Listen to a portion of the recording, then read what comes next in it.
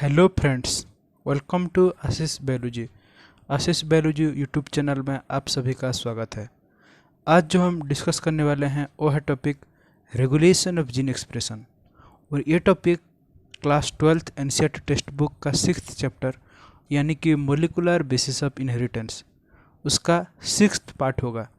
अगर आपने पहले 5 पार्ट नहीं देखे हैं यानी कि फर्स्ट 5 पार्ट्स अगर आप लोगों ने नहीं देखे हैं तो मैं डिस्क्रिप्शन बॉक्स में लिंक अपलोड कर दूंगा ताकि आप लोग उस वीडियो को देख पाएँ। अगर आप इस चैनल में नए हैं तो प्लीज़ चैनल को सब्सक्राइब करें और बेल आइकन को प्रेस करें ताकि आपको नए से नए वीडियो का अपडेट्स पहले मिल सके। मैं हूं Ashish Kumar Das, student of MSc animal biology, university of Hyderabad. Let's start. Before starting let us have a overview. पहले हम लोग थोड़ा देख लेते हैं कि आज हम लोग क्या क्या पढ़ने वाले हैं। सबसे पहले हम लोग देखेंगे what is regulation, then we will also see what is gene expression, we will see how the process of gene expression that is regulated at various levels, we will also see what is operon, we will see what is the actual concept behind the lac operon and many more we are going to discuss. तो चलिए बिना देरी करते हुए start करते हैं आज का discussion.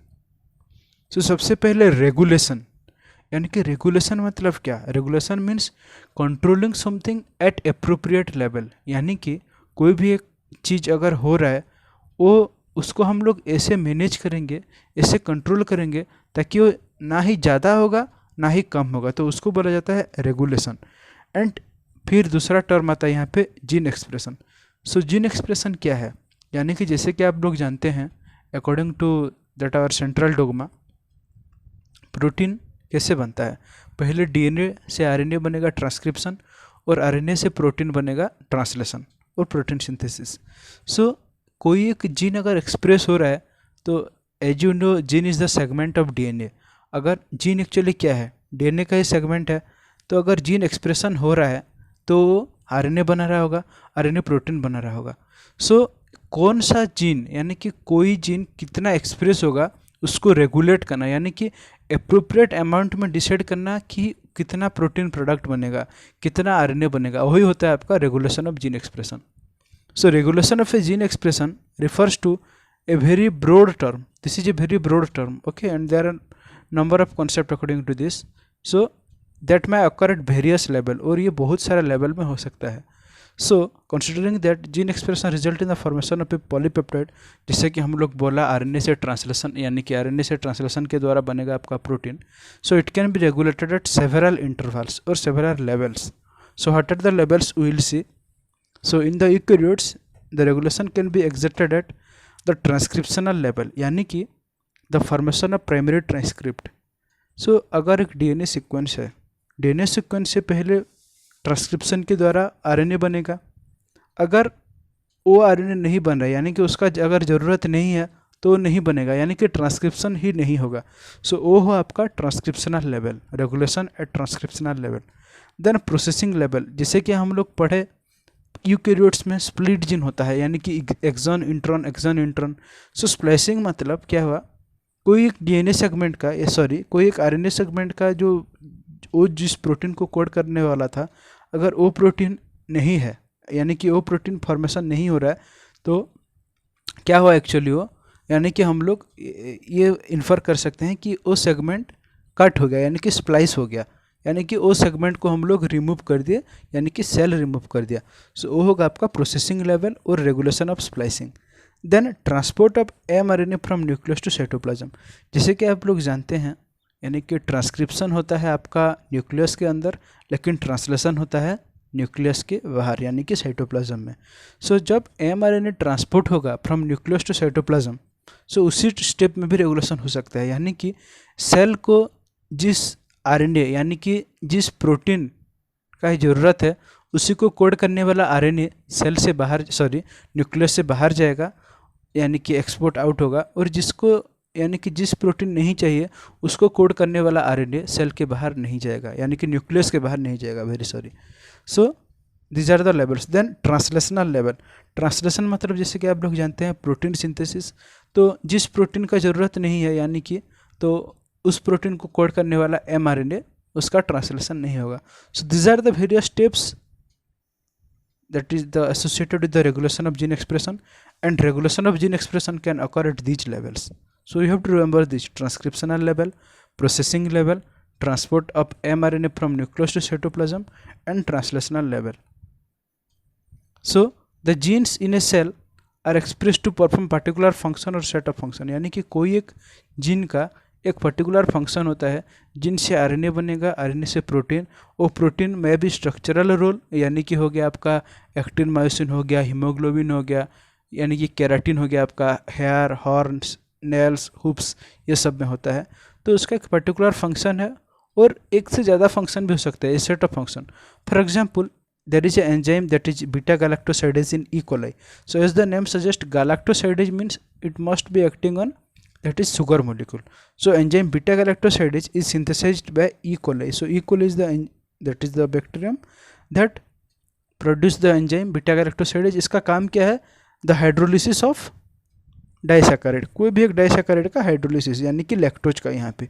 So lactose into galactose and glucose. So beta galactosidase का काम है लैक्टोज को कन्वर्ट करेगा गैलेक्टोज एंड ग्लूकोज में। सो द बैक्टीरिया का काम क्या है उसमें? द बैक्टीरिया यूज करते हैं ग्लूकोज गैलेक्टोज को एक सोर्स ऑफ एनर्जी के रूप में। So hence if the bacteria do not have lactose around them utilize for energy source, यानी कि लैक्टोज अगर नहीं है तो उसी प्रोटीन का, यानी कि उसी एंजाइम का, बीटा गैलेक्टोसिडेज एंजाइम का कोई ज़रूरत नहीं रहेगा वहाँ पे। समझ रहे हैं ये बात? अगर लैक्टोज मीडियम में है तो लैक्टोज को डाइजेस्ट करने के लिए हमको एंजाइम चाहिए, लेकिन लैक्टोज अगर मीडियम में है ही नहीं तो एंजाइम की क्या ज़रूरत? So the synthesis of beta galactosidase will not be there. So therefore in simple terms it is the metabolic, physiological और environmental conditions that regulate the expression of gene. So metabolic हो सकता है, physiological हो सकता है, और environmental condition हो सकता है that regulate the expression of genes. So the development and differentiation of embryo into adult organism is a result of coordinated regulation of the expression of several set of gene। so कोई भी एक organism का, कोई भी एक cell हुआ, cell में gene होगा आपका, डीएनए होगा। सो उसी डीएनए का एक्सप्रेशन डिपेंड करता है वो ऑर्गेनिज्म में, उसका एनवायरनमेंट के ऊपर, उसका मेटाबॉलिज्म के ऊपर, और उसी पर्टिकुलर टाइम में उस सेल को कौन सा प्रोटीन चाहिए उसी के ऊपर डिपेंड करता है।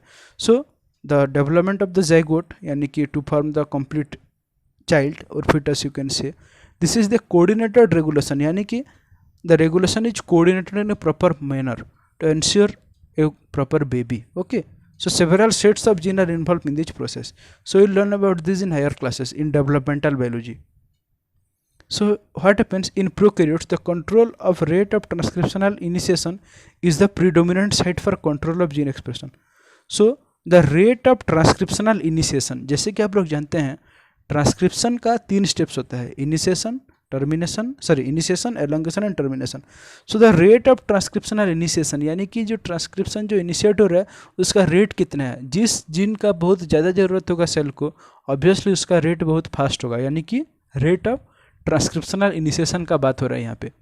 लेकिन अगर उसी जीन का, पर्टिकुलर जीन का प्रोडक्ट नहीं चाहिए हमको, तो obviously the rate of transcriptional initiation would be very slow, or you can say not at all.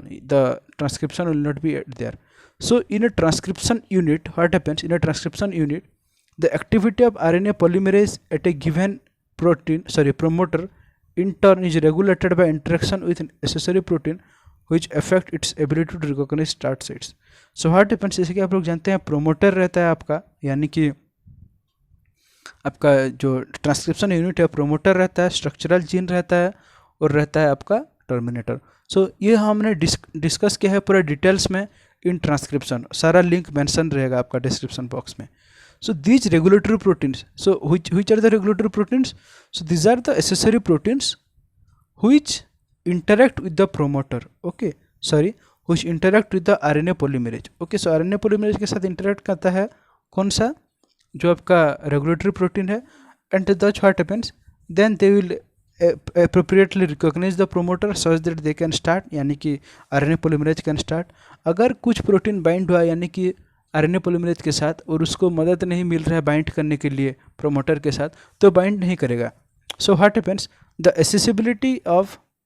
accessibility of the promoter regions of prokaryotic DNA in many cases regulated by the interaction of proteins with sequences termed as operators. So what happens, promoter region accessible है कि नहीं, किसके लिए, RNA polymerase के लिए।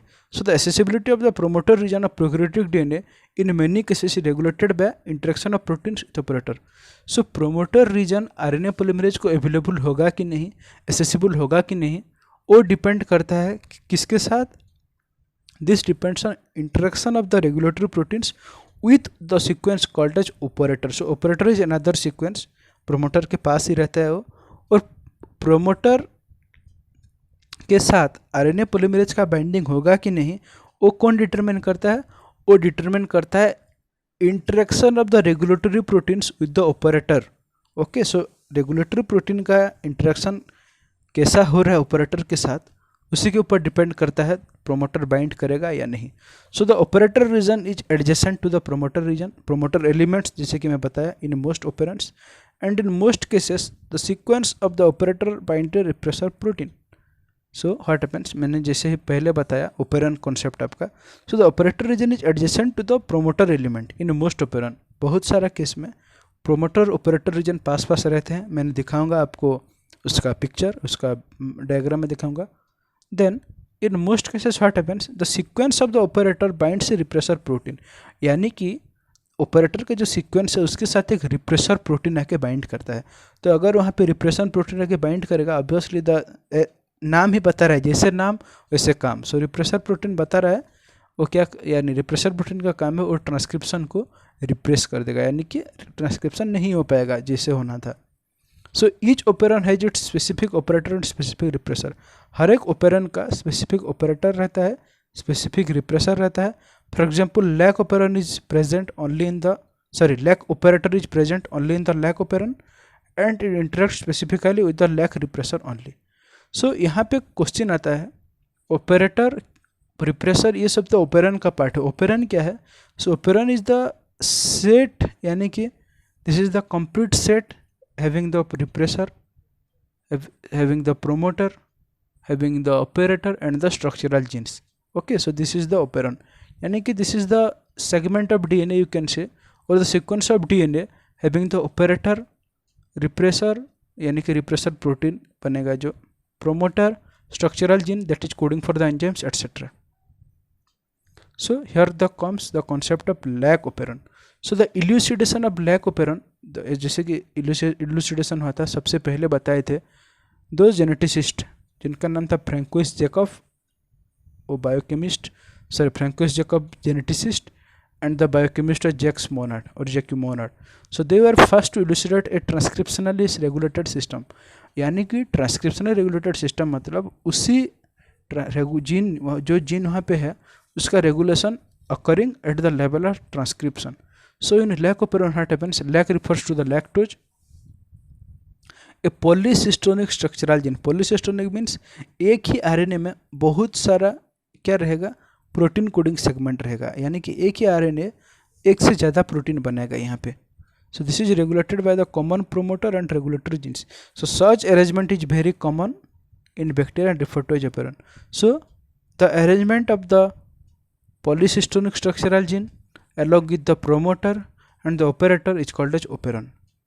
So यहाँ पे operon का concept आपको समझ में आ गया होगा, arrangement that is having the structural genes that will code for the polypeptide, your promoter and the operator. Okay, so another such names are given here, the lac operon, tryptophan operon, arachidonic operon, histidine operon, valine operon etc.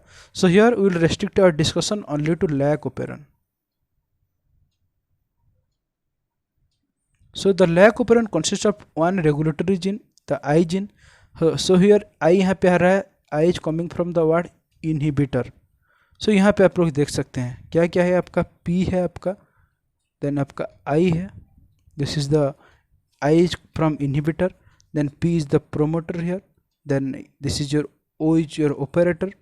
Okay, so ZYA is there. These are the structural gene ZYA जो कि है आपका different enzyme के लिए code करता है, beta galactosidase, परमेज, ट्रांसएसिटेलेज। सो वो सब आप डिटेल्स में देखेंगे। So the word I is coming from the word inhibitor. Okay, so there are three structural genes, that is your ZYA. So ZYA, what they will do? So the I genes code for the repressor molecule. The I gene will code for the repressor molecule. Okay, So it will repress the lac operon. The Z gene code for the beta galactosidase. The Z gene code for the enzyme beta galactosidase, which is responsible for hydrolysis of the disaccharide. Disaccharide का hydrolysis करेगा कौन? आपका beta galactosidase. Beta galactosidase hydrolysis of the your that is disaccharide galactose, sorry lactose into glucose and galactose. So lactose का hydrolysis product है glucose and galactose. The Y gene code for the permease. Permease जैसे ही नाम बता रहा है, permease means it will must be perming, that is giving permission to something. So which increase the permeability of the cell to beta galactosidase or sorry beta galactosides. So beta galactosides and beta galactosidase, यहाँ पे आपको confuse नहीं होना है.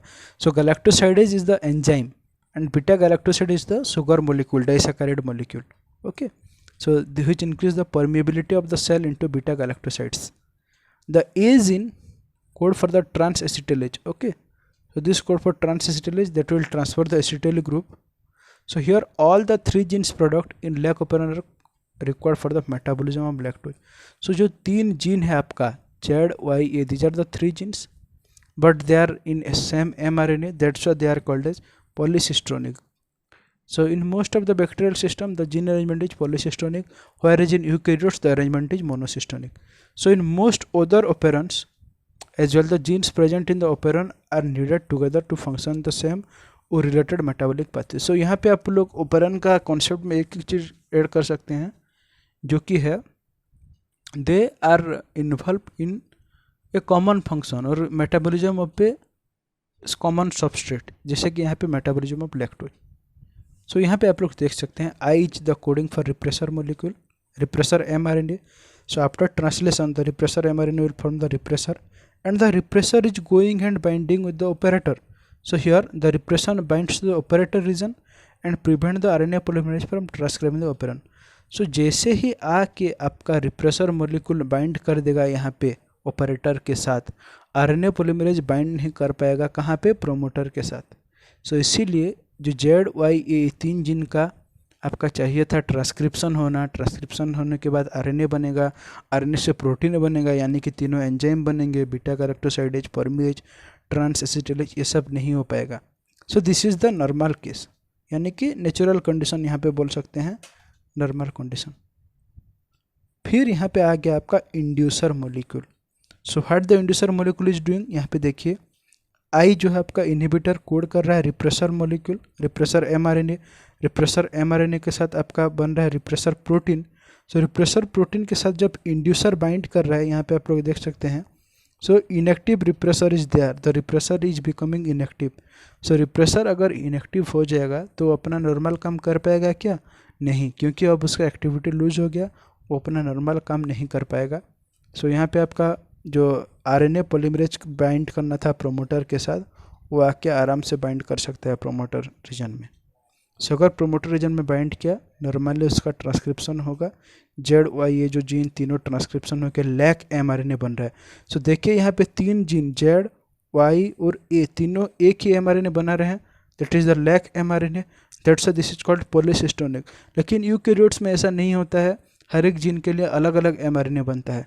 सो जैसे कि हम लोग पहले से डिस्कस कर चुके हैं, बीटा गैलेक्टोसाइडेज एंजाइम बनेगा आपका, परमीएज एंजाइम बनेगा आपका, ट्रांस-एसिटिलेज बनेगा. So normally the gene is switched off, यानी कि ट्रांसक्रिप्शन नहीं हो रहा है. So in the absence of inducer और in normal condition the gene is switched off. लेकिन यहाँ पे इंड्यूसर आ गया तो जीन स्विच ऑन हो गया. सो इसको बोलते हैं हम लोग inducible operon. Inducible. So lactose operon is example of inducible ऑपरेरन.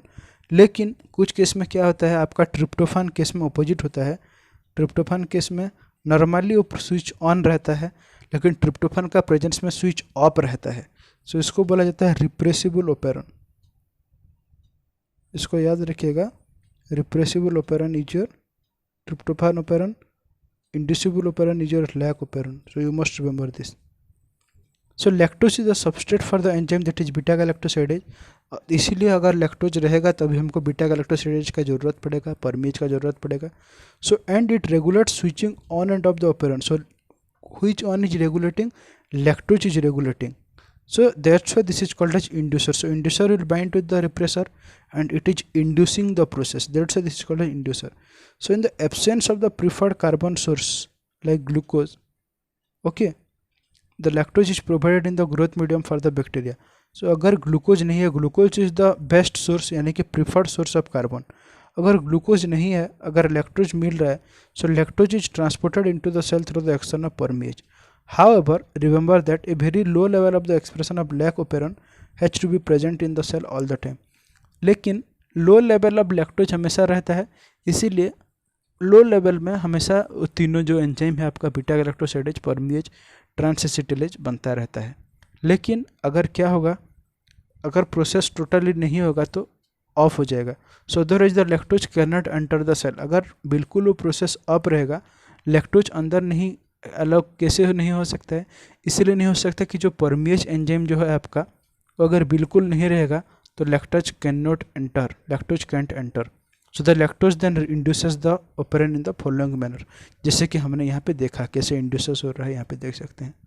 सो थोड़ा सा लैक्टोज क्यों चाहिए, लो लेवल ऑफ लैक्टोज इसीलिए चाहिए ताकि ज़रूरत पड़ने पर लैक्टोज एंट्री कर सके विद द हेल्प ऑफ परमेज. और परमेज कब सिंथेसिस होगा, परमेज तभी सिंथेसिस होगा जबकि बासाल एक्सप्रेशन होगा आपका लैक ओपेरन जीन्स का, यानी कि स्ट्रक्चरल जीन ZOIA का.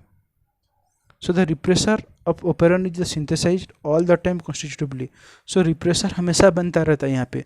सो throughout the time it is synthesized constitutively. This is synthesized from the I gene, I that is for inhibitor. The repressor protein binds to the operator region of the operon and prevents RNA polymerase from the transcribing the operon. जैसे कि हमने ये पहले से discuss कर चुका है, it prevent the RNA polymerase from transcribing. So in the presence of an inducer like your lactose or allolactose, what happens? The repressor is inactivated by the interaction with the inducer. जैसे कि मैंने बताया lactose रहेगा या फिर एलोलैक्टोज रहेगा, उसका जो आइसोमर है, तो रिप्रेसर कैसे इनएक्टिव हो जाएगा, because the inducer will bind to the repressor. So these allows the RNA polymerase to access to the promoter. So RNA polymerase अभी easily पहुँच सकता है promoter के पास, and that's why the transcription process will proceed as shown here. यहाँ पे आप लोग देख सकते हैं transcription could proceed. So essentially regulation of lac operon can be visualized as the regulation of enzyme synthesis by substrate. So यहाँ पे आप लोग ऐसे ही देख सकते हैं, इसको विजुअलाइज ऐसे कर सकते हैं कि the regulation of enzyme synthesis, यानी कि योर बीटा गैलेक्टोसाइडेज, परमेज एंड ट्रांसएसिटिलेज, ये तीनों एंजाइम का सिंथेसिस कौन कर रहा है, रेगुलेट कर रहा है उसका सबस्ट्रेट यानी कि lactose molecule. Okay, so remember glucose और galactose can not act at inducer for lac operon. Okay, so you have to remember this. So can you think of how long the lac operon would be expressed in the presence of lactose. So how long the lac operon would be expressed in the presence of lactose. So यहाँ पे question आता है, यहाँ पे can you think how. Obviously this will depend how much lactose is present there. Okay, so lactose का requirement के हिसाब से आपका लैक ओपेरन का प्रोसेस चलता रहेगा.